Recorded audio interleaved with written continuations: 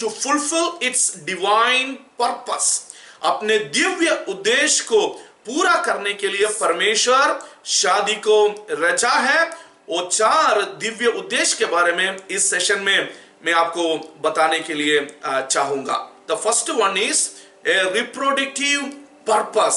दूसरा जो उद्देश्य है ए मिशनल पर्पस है। तीसरा जो उद्देश्य है एक डेमोन्स्ट्रेशनल पर्पस है।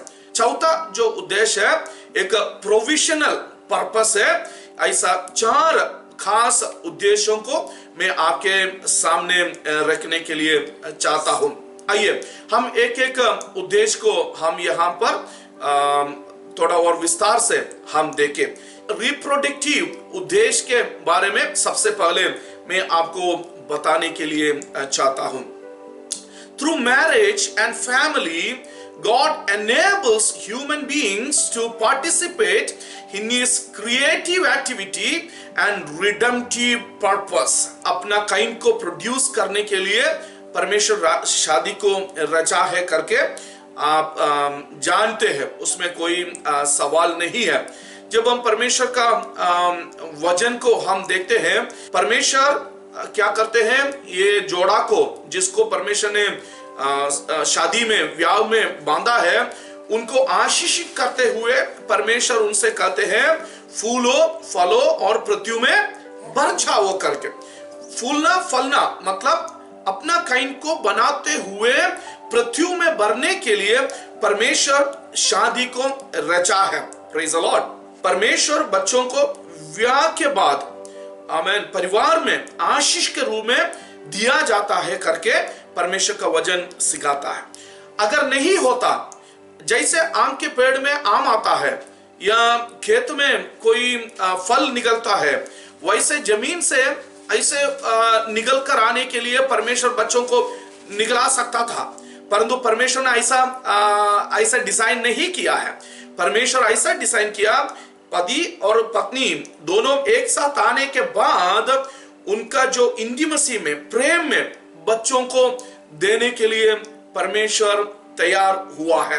2 बातें मैं उसके ऊपर में बताने के लिए चाहता हूं। पहली बात, परमेश्वर के वचन में काफी परिवारों को हम देखते हैं जिनको बच्चे नहीं रहा। प्रभु का वचन कभी भी ये नहीं सिखाता है कि जिनके पास बच्चे नहीं है उसका पूरा दोष स्त्री के ऊपर है करके। जरूरी नहीं है, ऐसा कोई दोष के रूप में उसको समझना भी जरूरी नहीं है करके मेरा पक्ष है। हो सकता है वो जेनेटिकली कोई डिसेबिलिटी हो, ओके, डिसेबिलिटी को हम समझना है और उनको ऐसे रूप से हम उसको स्वीकार करना है। अलग अलग किस्म के डिसेबिलिटी लोगों के जीवन में है, उसमें यह भी एक डिसेबिलिटी है, रिप्रोड्यूस करने के लिए वो सक्षम नहीं रहता है। पुरुष या स्त्री हो सक्षम नहीं रहता, एक डिसेबिलिटी है, उसको वो डिसेबिलिटी के रूप में ही हम उसको स्वीकार करना, एक्सेप्ट करना और उसको उनका जरूरतों को सेवा करना हर एक व्यक्ति का और कलीसिया का उत्तरदायित्व है।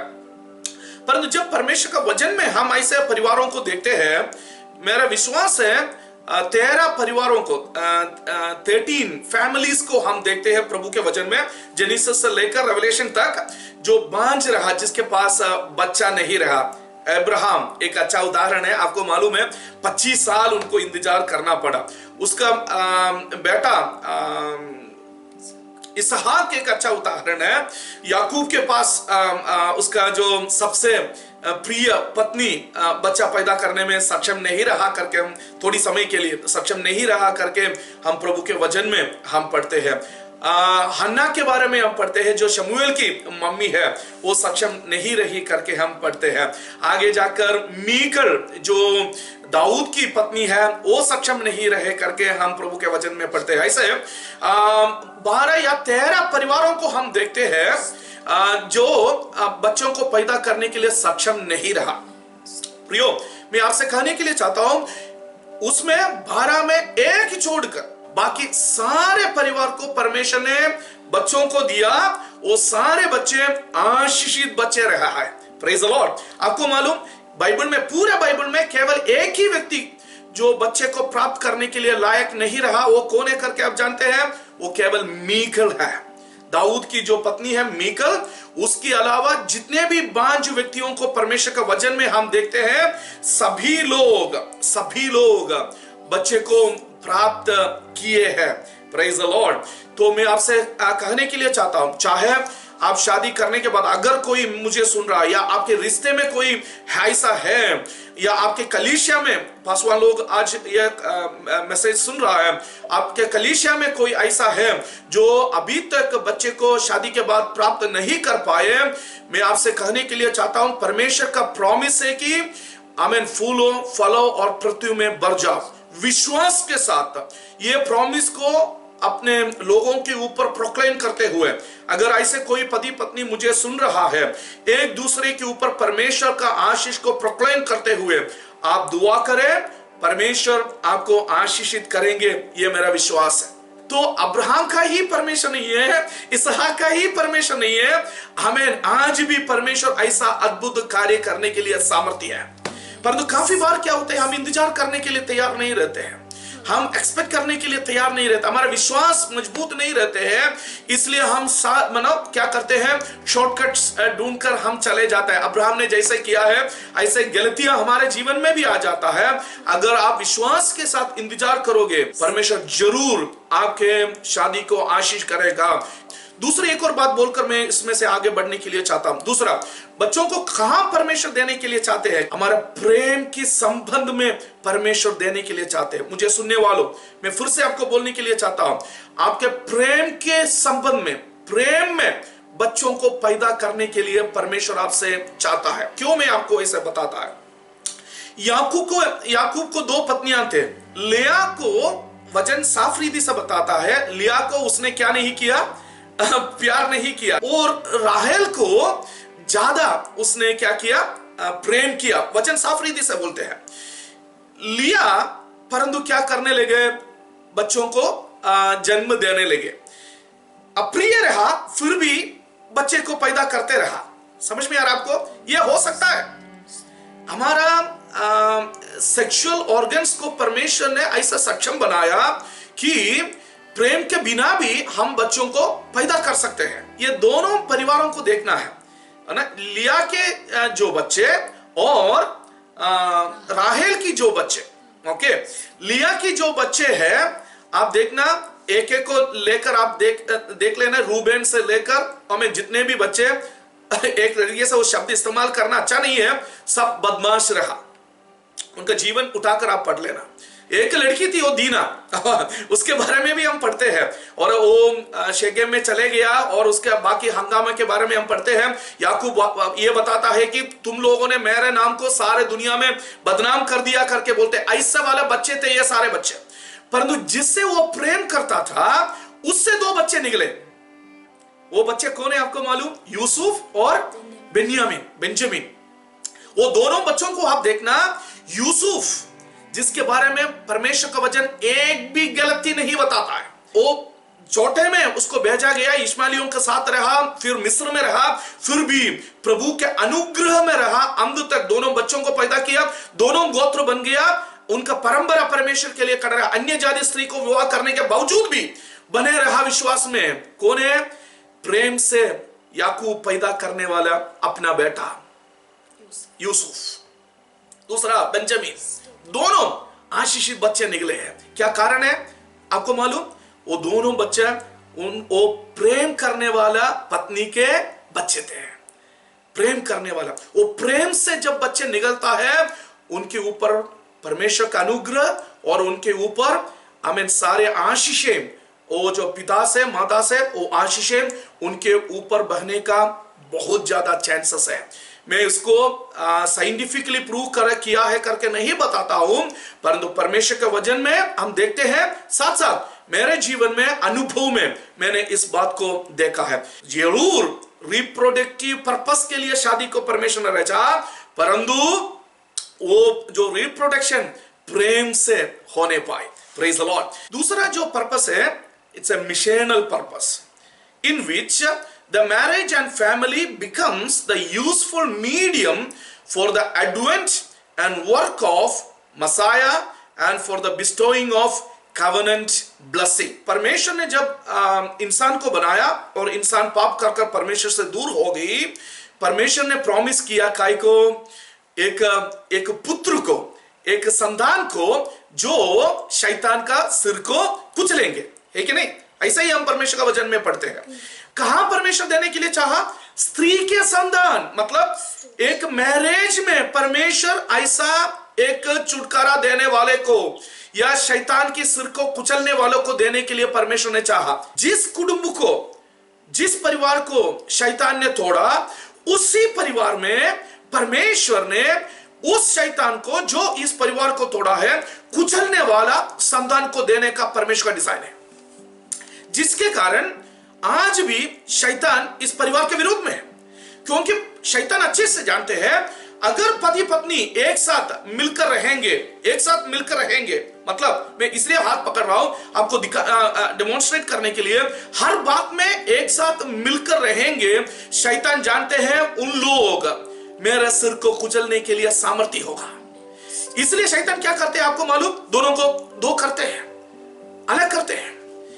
अलग हो गया, आप अकेले में सक्षम नहीं होगा, प्रार्थना में सक्षम नहीं होगा, सेवकाई में सक्षम नहीं होगा, रिप्रोडक्टिव एक्ट में सक्षम नहीं होगा। आप अलग रहेगा, आप सक्षम नहीं हो सकते। आप परिवार एक साथ रहेंगे, आपका फैमिली आशीष दोगे। आप परिवार एक साथ रहेंगे, आपका कलीसिया आशीष दोगे। आपका फैमिली एक साथ रहेंगे, आपका समाज आशीषित हो जाएंगे, जिसके जरिए शैतान का काम आज भी आपका जगह में भी, आप जहां रहते हो वहां पर भी कुचल डालेंगे।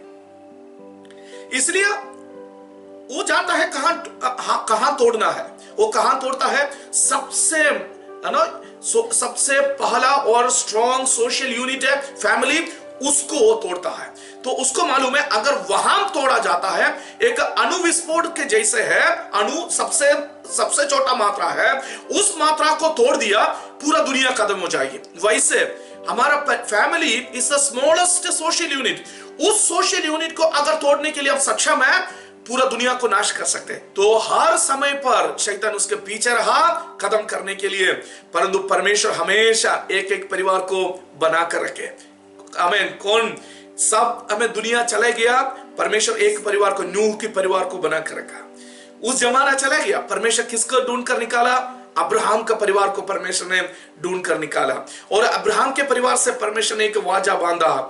Praise the Lord. वो परिवार को ढूंढ कर निकालने के जरिए परमेश्वर एक सभा को, कलीसिया को, पुराने जमाने में एक सभा को, एक समूह को परमेश्वर ने तैयार किया, और उनके साथ परमेश्वर ने वाचा बांधा। किसके साथ? आमीन, इस्राएल के साथ परमेश्वर ने वाचा बांधा। Praise the Lord. और वो परिवारों को आगे बढ़ाते हुए परमेश्वर, आमीन, दाऊद की घराने से परमेश्वर ने वाचा बांधा। उस घराने के जरिए परमेश्वर ने यीशु मसीह को संसार में भेजा है। किसके जरिए? परिवार के जरिए। यूसुफ और मरियम दोनों मिलकर यीशु मसीह को पालन पोषण करते हुए आगे बढ़ाया। Praise the Lord. पर अगर परमेश्वर चाहता है तो परमेश्वर यीशु मसीह को, आमीन, ऊपर से कोई अवतार आते जैसे, आमीन, ऊपर से आ सकता था। कहां भेजा परमेश्वर ने? एक छोटे बालक के रूप में, मरियम की कोख में उसको परमेश्वर ने पैदा किया। आमीन। फैमिली कितना इंपॉर्टेंट है करके हम उसके जरिए हम समझ में आता है। तो उस यीशु मसीह के जरिए परमेश्वर ने आज पुराने नियम में जैसे इस्राएल समाज से परमेश्वर ने वाचा बांधा, आज उस यीशु मसीह के जरिए नए नियम की कलीसिया के साथ परमेश्वर ने क्या किया है? एक नई वाचा बांधा। तो पुराना नियम के जो जितने भी परिवार हैं, परमेश्वर के दिव्य उद्देश्य को पूरा करने के लिए परमेश्वर ने बनाया है। ठीक वैसे ही नया नियम के हर एक कलीसिया को, हर एक कलीसिया के परिवार के सदस्यों को परमेश्वर ने अपने दिव्य उद्देश्य को पूरा करने के लिए रचा है। ये कैसे पूरा करना है? आप अपने परिवार में डिसाइड करना है। पारिवारिक प्रार्थना के अंदर मैं यीशु मसीह को उद्धारकर्ता के रूप में मैंने स्वीकार किया। मेरा मम्मी ने पाप की क्षमा की प्रार्थना मेरे लिए बोलकर दे दिया, और जिसके जरिए मैं यीशु मसीह को उद्धारकर्ता के रूप में ग्रहण किया। मैं आपसे कहने के लिए चाहता हूं, आपके बच्चे यीशु मसीह को आपके परिवार में स्वीकार करने पाए। पति पत्नी के लिए सेवकाई, पत्नी हो सकता है इतना सक्षम नहीं होगी आत्मिक रीति में, या पति काफी परिवार में सक्षम नहीं है आत्मिक रीति में। हमें एक दूसरे को परमेश्वर ने इसलिए जोड़ा कि हम एक दूसरे के बीच में जो दौत्य है वो दौत्य को पूरा करने के लिए। हालेलुया। जैसे मसीह यीशु अपने कलीसिया को हमें हर बात में आगे बढ़ाते आ रहा है, आत्मिक अनुग्रह देते हुए अपने उद्देश्य को पूरा करने के लिए सक्षम बनाते हैं, वैसे पति पत्नी को, पत्नी पति को हाल आत्मिक अनुग्रह उंडेलते हुए दौत्य को पूरा करने के लिए सक्षम बनाना है। वैसे माता पिता हमें अपना आत्मिक अनुग्रह को बच्चों के ऊपर उंडेलते हुए हमें बच्चों के साथ एक परिवार के रूप में एक दौत्य को पूरा करने के लिए सक्षम होना चाहिए। मैं आपसे कहने के लिए चाहता हूं, हमें हर एक फैमिली एक दौत्य उद्देश्य को पूरा करने के लिए रचा हुआ एक संस्था है, एक ऑर्गेनाइजेशन है। आप इस बात को समझना है, आज भी परमेश्वर अपना रिडेम्पटिव पर्पस कैसे पूरा करने के लिए चाहते हैं आपको मालूम? जरूर कलीसिया के जरिए परमेश्वर पूरा करते हैं, परंतु उससे बढ़कर एक फैमिली के जरिए परमेश्वर उसको पूरा करने के लिए चाहते हैं। हालेलुया। आपको परमेश्वर कहीं पर भी रखे हो, वहां पर एक दौत्य उद्देश्य को पूरा करने वाला, एक मिशन पर्पस को पूरा करने वाला एक परिवार के रूप में आप रह सकते हैं। हो सकता है आप एक स्कूल टीचर हो, परंतु एक परिवार के रूप में आप एक दौत्य उद्देश्य को पूरा कर सकते हैं। काफी ऐसे कॉलेज प्रोफेसर्स को मैंने देखा है, कॉलेज प्रोफेसर डॉक्टर है, नर्स है, परंतु अपने परिवार के साथ पति पत्नी मिलकर, बच्चे मिलकर अपने दिव्य उद्देश्य को पूरा करते हैं। उन लोग कॉलेज के कैंपस में रहते हुए दिव्य उद्देश्य को पूरा करते हैं एक परिवार के रूप में। जब परिवार में ऐसे जवान लोग आता है, काफी चीजों को उनको सीखने के लिए है। उन लोग आदर के साथ आपको एक हीरो के रूप में देखते हैं। जवान लोग, स्कूल से बच्चे है ना, टीनेज बच्चे, कॉलेज के बच्चे जब आपके घर में, प्रोफेसर के घर में आते, टीचर के घर में आते, या पेशेंट से डॉक्टर के घर में आते हैं, पति पत्नी मिलकर उनका सेवा करते हैं, इतना प्रभाव मैं आपसे कहने के लिए चाहता हूं, बहुत बड़ा प्रभाव आता है। आपको कहीं पर भी परमेश्वर रखा, परिवार के रूप में आप अपना दौत्य को पूरा करने के लिए आप तैयार हो जाइए। Praise the Lord. आपका एक हमें दौत्य पूरा करना है, ये तो दो बात आपको पता होना चाहिए। आपको परमेश्वर काय के लिए बुलाया एक परिवार के रूप में, और वो कैसा आप पूरा कर सकते हैं। Praise the Lord. और मेरा इच्छा है हर एक कलीसिया, हर एक परिवार का जो दौत्य का नियोग को पूरा करने के लिए हर एक परिवार को सक्षम बनाते रह जाए। Praise the Lord. एक कलीसिया का उत्तरदायित्व है, कलीसिया हर एक फैमिली को इक्विप करना है उनका मिशनल पर्पस को पूरा करने के लिए। नेक्स्ट उद्देश्य को मैं आपके सामने रखने के लिए चाहता हूं, यह है कि डेमोन्स्ट्रेशनल पर्पस है। डेमोन्स्ट्रेशनल पर्पस परमेश्वर का प्रेम और कोमलता को देखने के लिए सहायता करता है। बोलने का मतलब, परमेश्वर कैसे अपना वाजा बांधा हुआ अपना कलीसिया से प्रेम रखते हैं, ताल्लुका रखते हैं, और उनको हर तरीके से पालन पोषण करते हुए आगे बढ़ाता है अपना उद्देश्य को पूरा करने के लिए। वो जो परमेश्वर का प्रेम, परमेश्वर का कार्य हमारा परिवार में प्रकट होना चाहिए। बोलने का मतलब, हम प्रभु के वचन में कहते हैं कि देखता है, विवाह एक रहस्य है, इट्स ए मिस्टरी। कौन सी मिस्टरी है? कलीसिया और यीशु मसीह के बीच में जो रिश्ता है, वो रिश्ते का एक प्रदर्शन करने वाला एक सोशल सिंबल है। एफेसियों के पत्री 5 अध्याय उसका 32वां आयत लिखते हैं, वो ये कहता है, this mystery is profound and I am saying that it refers to Christ and the church. What is mystery? हर एक फैमिली जो वाजा से बांधा हुआ परिवार, यीशु मसीह और कलीसिया के बीच में जो रिश्ता है उसको दर्शाना चाहिए। वो बोलने का कारण ये आपको समझना है कि हर एक फैमिली मतलब मैरिज में पति और पत्नी के बीच में जो संबंध है, वो संबंध यीशु मसीह जैसे कलीसिया को देखभाल करता है और कैसे उसको सक्षम बनाते रहते हैं, वैसे ही रहना चाहिए। मैं प्रैक्टिकल एग्जाम्पल आपको उसको समझने के लिए देने के लिए चाहता हूं। एग्जाम्पल, हम कितने बार यीशु मसीह के साथ गलती करते हैं, है ना। यीशु मसीह हमें वचन से सिखाता है, आत्मा से हमें सक्षम बनाता है, और हर आत्मिक रीति में आगे बढ़ने के लिए और प्रभु के उद्देश्य को पूरा करने के लिए जो कुछ भी हमें जरूरत है, सब कुछ हमें दिया जाता है। फिर भी काफी बार हम उसका उद्देश्य पूरा करने का लायक नहीं बनता, या हम गलती कर बैठते हैं।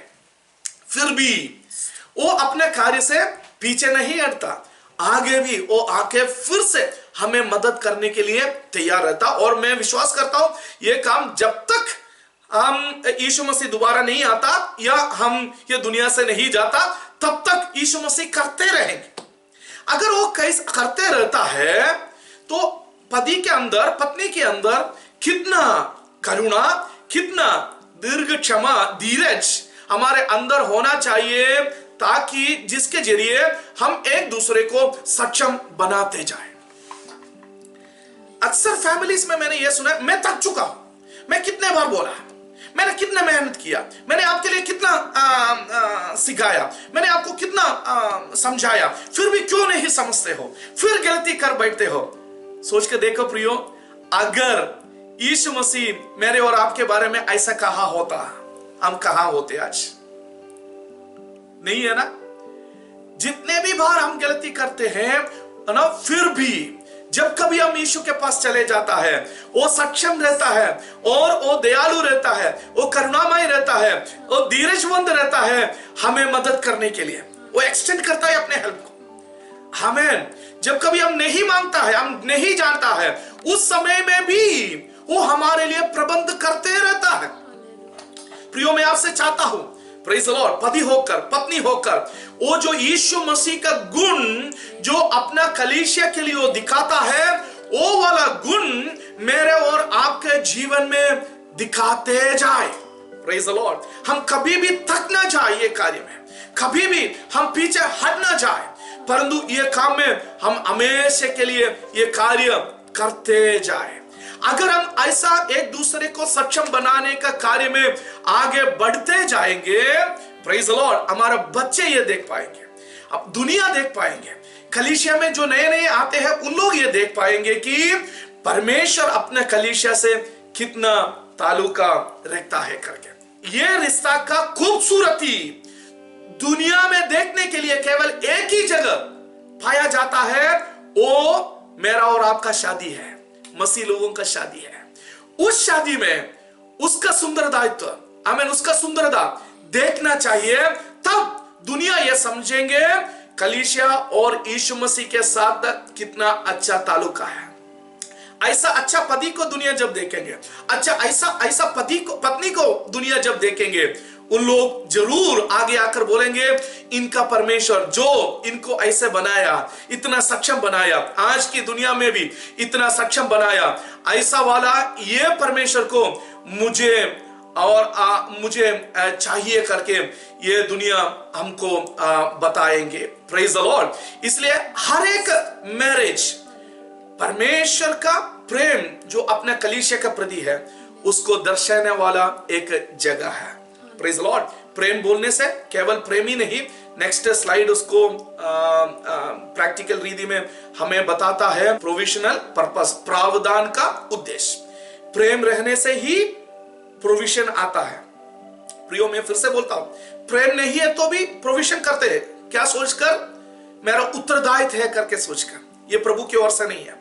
काफी हस्बैंड, काफी वाइफ, पति या पत्नी अपना दौत्य को, अपना कार्य को इसलिए करते हैं कि it's my responsibility. That's not the right attitude.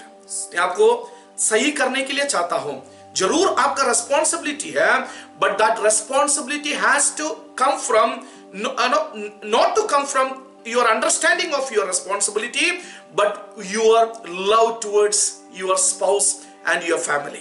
आपका प्रेम अपना परिवार के प्रति, आपका प्रेम आपका पति या पत्नी के प्रति, आपका प्रेम अपना फैमिली के प्रति जो है, उसमें से अगर ये उत्तरदायित्व निकलता है, आपका उत्तरदायित्व पूरा करने में आपको कोई दर्द नहीं होंगे। खास बातों को मैं आपको बता रहा हूं। जब आप हमें अपना उत्तरदायित्व तो पूरा करते हैं, क्या होता है आपको मालूम? थक जाता है। मैंने काफी पेरेंट्स को देखा है, मैं काफी पति पत्नी को देखा है, I am fulfilling all my responsibility. मैं बोलता हूं रुक, why you fulfil your responsibility? बोलते हैं मैं पत्नी हूं ना, तो मेरा उत्तरदायित्व है खाना बनाना, कपड़ा धोना, ये करना वो करना, मेरा उत्तरदायित्व है। तो जेंडर रोल्स, वो मेरा उत्तरदायित्व है, पत्नी होकर मुझे ये सब करना है, इसलिए मैं करता हूं। मैं थक चुका हूं ये सब कुछ कर। Why? You are not fulfilling your responsibility out of your love towards your spouse or your family. आप अपना प्यार से नहीं, आपका उत्तरदायित्व का समझने से आप अपना उद्देश्य, अपना कार्य को पूरा करते हैं और आप थक जाता है, फ्रस्ट्रेटेड हो जाता है, थक जाता है, आप शिकायतें करते रहते हैं, आपका चेहरा फूल करा जाता है। Start loving your spouse. Start loving your children. Start loving your family. You will never feel frustrated और थक नहीं जाएगा, परंतु आपको क्या महसूस करेगा मालूम? आप और सक्षम होते जाएंगे। You will receive grace from God because love comes from God. So when there is love between you and your spouse, between you and your children, and when out of love when you start fulfilling your roles, आप परमेश्वर का अनुग्रह को आपके जीवन में महसूस करेंगे। अनुग्रह को महसूस करने से क्या होता है आपको मालूम? जैसे सेवकाई में है, जैसे परमेश्वर का कार्य करते समय ग्रेस आपको सक्षम बनाता है, वैसे ही पति पत्नी होकर अपना सारे काम करने के लिए परमेश्वर आपको सक्षम बनाते जाएगा। Praise the Lord. प्रेम से यह संभव है। ओके, प्रेम से यह संभव है। तो क्या क्या प्रोफेशनल पर्पस है? वो पोषण बोलने से केवल खाने के बारे में ही नहीं सोचना, खाना भी माता पिता अपने बच्चों के लिए और स्पाउसेस एक दूसरे के लिए प्रोफेशनल पर्पस पूरा करना बहुत जरूरी है। केवल वही ही नहीं है प्रोफेशनल पर्पस बोलने से। जरूर शारीरिक देखभाल, शारीरिक देखभाल में क्या क्या होता है? खाना है ना, पीना, कपड़ा, घर, मकान, यह सब उसी में आता है। Amen. As a couple it is our mutual responsibility. मैं ये नहीं बोल रहा हूं केवल पति का रिस्पॉन्सिबिलिटी है, पत्नी का रिस्पॉन्सिबिलिटी नहीं है। It is your mutual. आप दोनों अभी दो नहीं है, एक है, तो don't separate it, mutually fulfil it. Okay, एक दूसरे में आप ना फुलफिल करते हुए जो कुछ भी चीजों की, चीज बोलने से मटेरियल नीड्स है, फिजिकल नीड्स है आपका परिवार में, वो सब कुछ पूरा करने के लिए आप एक दूसरे को सक्षम बनाते जाना है। तो फिजिकल केयरिंग, फिजिकल देखभाल आपको करना चाहिए। दूसरा, भावनात्मक देखभाल, इमोशनल केयरिंग। मैंने इसके बारे में आपको बताया है, इसलिए विस्तार से नहीं बोल रहा। हर एक पति में, हर एक पत्नी में, हर एक बच्चे में there are needs, there are lot of emotional needs. प्रावधान का उद्देश्य बोलने से not only food, आपको उसका इमोशनल नीड्स फुलफिल करना चाहिए। Praise the Lord. कैसे पूरा करना है आपको सीखना है। हम सक्षम होकर नहीं आए हैं, हमें प्रेम से, अगर प्रभु से आप प्रार्थना करोगे, सीखने के लिए आप तैयार हो जाओगे, परमेश्वर आपको सिखाते जाएगा। स्पिरिचुअल, आध्यात्मिक देखभाल करना है। आध्यात्मिक, अपना पति का आध्यात्मिक नीड्स कौन पूरा कर सकता है? पास्टर से बढ़कर स्पाउस पूरा करना है, पत्नी पूरा करना है। पत्नी की आध्यात्मिक जरूरत कौन पूरा करना है? पास्टर नहीं, पति पूरा करना है। समझ में आ रहा आपको? आज तक अगर आप ये सोचते होंगे हमें आपका पत्नी का, पति का आध्यात्मिक जरूरत पास्टर पूरा करना, कलीसिया पूरा नहीं। God has designed to mutually enrich, एक दूसरे को एनरिच, स्पिरिचुअली एनरिच करने के लिए रचा गया है। आप एक दूसरे को चार्ज करते रहना, चार्ज मतलब स्पिरिचुअली चार्ज करते रहना है, इमोशनली चार्ज करते रहना, फिजिकली चार्ज करते रहना। सोशल नीड्स, सामाजिक जरूरतें भी है। Praise the Lord. For example, उदाहरण आपको शायद समझ में नहीं आए तो मैं आपको बताता हूं। हमें अब बाहर जा रहा है, ओके, एक पार्टी में गया, अक्सर पत्नी लोग अकेले हो जाता है क्योंकि उनका ज्यादा मित्र नहीं। आप अपना पार्टी में, आपका ऑफिस के पार्टी में अपना पत्नी को लेकर गया, ठीक है, तो आपको काफी मित्र है। अधिकतर पति लोग क्या करते हैं, अपने मित्रों के साथ चाय ले लिया, आप समोसा भी ले लिया, अपना 4 मित्रों का, पत्नी देखकर ऐसे देख रहे हैं, कहाँ आया मैं, कौन सी सर्कस में मैं आया हूं भाई, ओके, पत्नी देख रही है ना। आप उसको ध्यान, आपको ये मित्र, उसके बाद दूसरा मित्र, आप ऐसे चले गई, वो कोने पर जाकर समोसा खाते खाते वहां बैठ गई।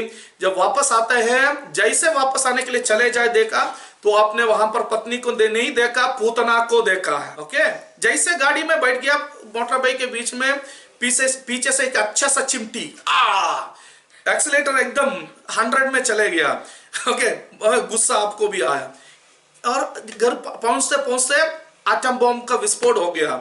घर में आते हुए बच्चे दोनों को देखा, ये अच्छे पार्टी में बहुत ही ड्रेस करके तैयार होकर निकल के गया, अभी पार्टी खत्म करके वापस आ रही है, क्या हो गया? What happened? You were not aware to help your spouse's social needs. आपने उसको सोशली केयर नहीं किया। समझना चाहिए, जब पार्टी में जाते हैं, आपका पार्टी, आपका मित्र है, आपके पत्नी को सोशल नीड्स है, ऐसे की जगह में जाते समय सामाजिक देखभाल आपको करना है। वहां पर काफी लोग भूल जाते हैं, आपको अपने मित्रों से उसको मिलवाना है, कोई लेडीज को मिलवाना है, तो किसी के साथ वो एडजस्ट हो जाएगी। अगर एडजस्ट हो गया करके जब देखते हैं, तब आप निकल सकता है, उस समय तक नहीं निकलना। पार्टी नहीं, शादी में गया, नहीं कोई जगह में गया, अक्सर पुरुष लोगों के, आप लोग जल्दी एडजस्ट होते हैं क्योंकि you are out in the world, तो आप जल्दी एडजस्ट हो जाता है, निकल जाते हैं, परंतु पत्नी लोग ऐसा नहीं होगा, just I am helping, okay. तो आपको अपना सोशल, सामाजिक देखभाल करना है। एक छोटा सा उदाहरण, सामाजिक देखभाल, क्योंकि ये इतना ज्यादा बोलता नहीं है इसलिए मैं बोला, ऐसे हर चीज में आध्यात्मिक देखभाल, भावनात्मक देखभाल, शारीरिक देखभाल, ए प्रोविजनल पर्पस, परमेश्वर कभी नहीं छोड़ता है। आपने अपने जीवन में महसूस किया, जब अकेले जाते थे, परमेश्वर आपका जरूरतों को पूरा किया। वो परमेश्वर अगर हमारा सोशल नीड्स को पूरा करता है, आध्यात्मिक जरूरतों को पूरा करता है, भावनात्मक जरूरतों को पूरा करता है, शारीरिक हमारा जरूरतों को पूरा करता है, प्रोविजनल, आमीन, पूरा उसमें आता है, कितना अधिक ये वाचात्मक संबंध में हम एक दूसरे के जरूरतों को पूरा करने के लिए कमिटेड होना चाहिए। मैंने आपको 4 उद्देश्यों के बारे में मैंने आपको बोला, ये चारों उद्देश्य पूरा करने के लिए, हमारा मैरिज के जरिए पूरा करने के लिए परमेश्वर हम सबको सहायता करे। तो केवल मैरिज आप दोनों के लिए ही नहीं, हालेलुया, एक मैरिज आप दोनों के लिए भी है, आपके बच्चों के लिए है, आपका कलीसिया के लिए है, आपके समाज के लिए है, और सबसे बढ़कर सबका शुरुआत और अंत जो परमेश्वर है, उसका दिव्य उद्देश्य को पूरा करने के लिए परमेश्वर ने रचा है। तो ऐसे वाला एक रिश्ते में परमेश्वर ने वाजा के जरिए आप दोनों को जोड़ा है। तो आपके सेल्फिश इंटरेस्ट को ही आप ना देखें, समझना चाहिए परमेश्वर का एक बहुत बड़ा उद्देश्य के अंदर हम दोनों एक बन गए हैं। अगर हम दोनों ऐसे एक बन गया तो ये उद्देश्य को पूरा करने के लिए हमें जिसने आपको जोड़ा है, सारे अनुग्रह देते हुए आपको आगे बढ़ाएगा। मैं आपके लिए दुआ करने के लिए चाहता हूं। आइए हमारे आंखों को बंद करें।